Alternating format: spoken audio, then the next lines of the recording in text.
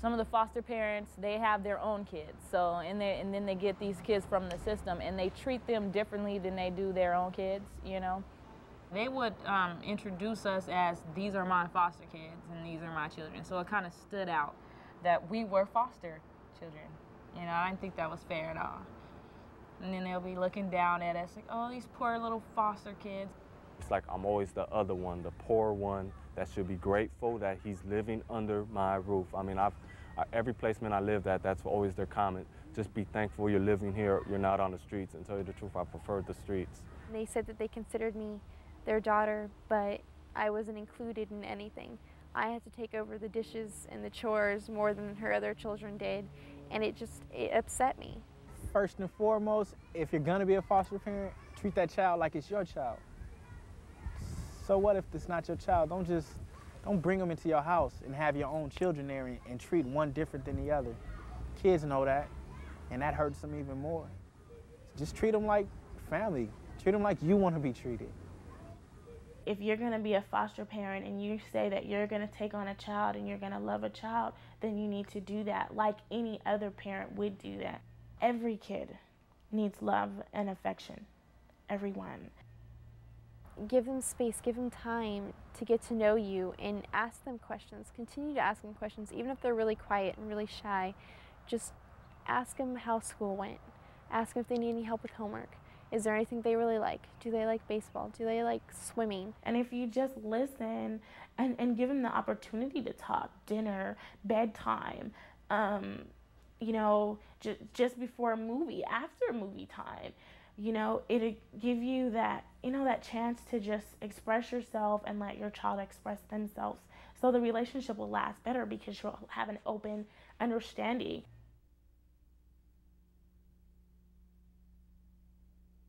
I had one social worker that was like, I would consider a blessing. His name was Robbie Odom. You know, he taught me, look, you know, you can't do this and you can't do that. You need to do this and you should do that. To me, he was someone to emulate, someone I wanted to be like, because he had his head on and everything he did was positive, you know. When I'd have problems in school, he would come up there and talk to my teachers. He was there. It was like more than a job. He treated me like I was, you know, one of his family members.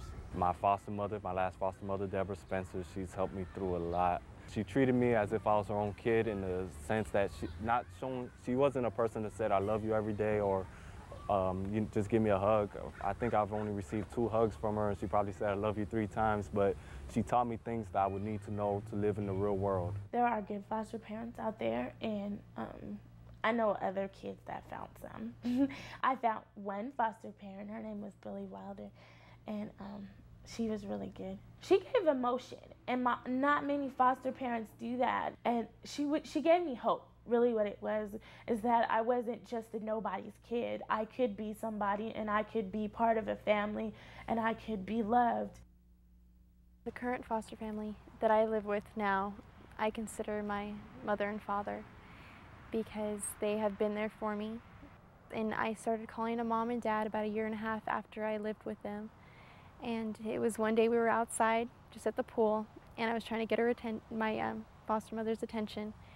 And I just yelled out, Mom, and she turned around and she started, you know, she looked at me and she goes, oh, yes, honey, what do you want? And I was so happy, and it felt so right to call her Mom. There are people out there that care. Even if you don't know them, somebody will help you. You just got to be willing to take the help.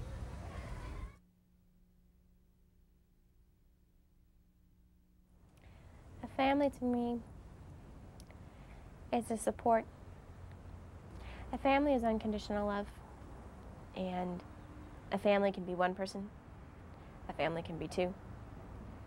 And your family doesn't have to really be blood. It can be friends, it can be adults, it can be strangers you meet on the street, and a family can be anywhere. It took many years to get to the point that I am, where I have a healthy relationship with my parents and my whole family. It took a very long time, even with my brother and sister, to feel really close with them and really understand how important family really is. I have a 2-year-old daughter. She's one of the big reasons why I've had to get my life together. I became a daddy at age 17, and basically she is my world. The greatest joy in my life is to just hear her laugh. I mean, just basically, I don't want her to ever have any needs and never have any wants. And the biggest thing is I always want to be there for her. The family that I will have probably later on, will not go through the things that I've been through. You know, I would try my hardest and make sure that they will never have to get involved in the system, ever, you know? And I will let them know that family is important, and it's important to stay together. To have my own family, I would consider a blessing, because I want to stop everything that has happened before my family came. Whatever went down in my family, like my mother and my father, however my family broke down from there, whatever they did that brought the family to where it is now, I don't want to do it. You know, I want to have a family. I want to be able to go to the park with my whole family. I want to have family reunions. Some way, somehow, I'm going to bring it all together, and I'm going to do the things and be a part of the things that I wasn't able to be a part of.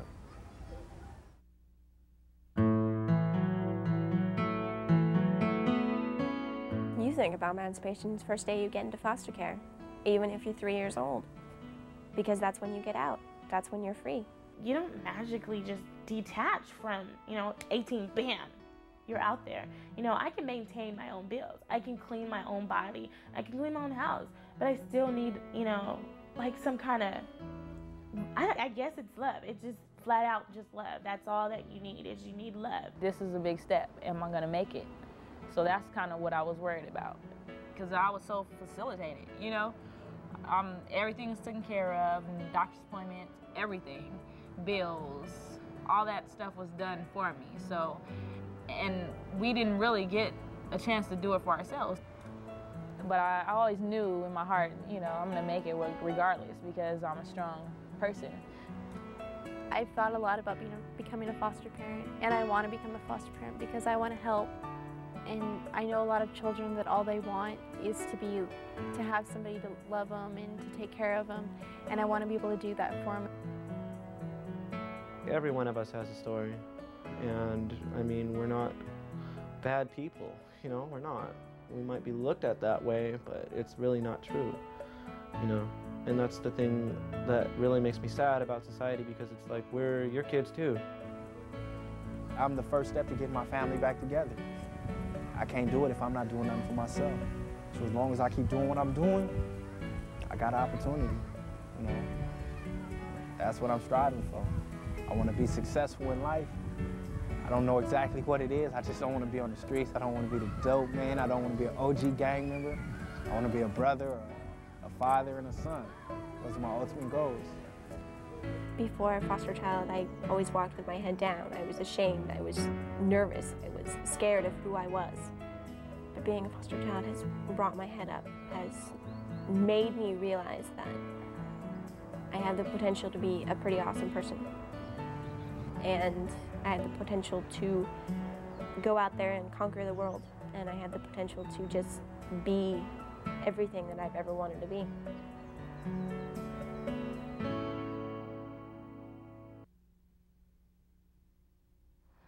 Why should I feel discouraged? Why should the shadows come? Why should my heart feel lonely and